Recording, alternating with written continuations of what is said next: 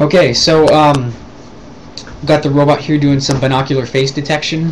Worked on this for a little bit today. The captain's not turned up. Sorry. So there's the robot in its current form across my room. It's just an old laptop, 2 webcams, 4 servos, and an Arduino, and a power supply. The other thing is I have it doing all the sound clips from the turret and portal, so it's actually kind of fun to leave on because it sounds like you got a portal turret in your room. So here goes. Searching.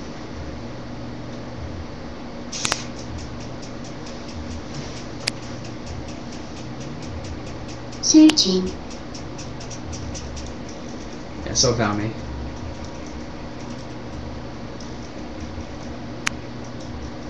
There you are. So if I move around, it should still stay on me. Yep. I see you.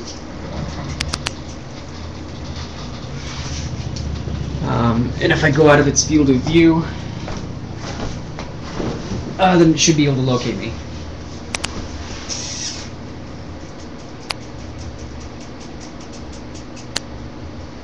So one found me.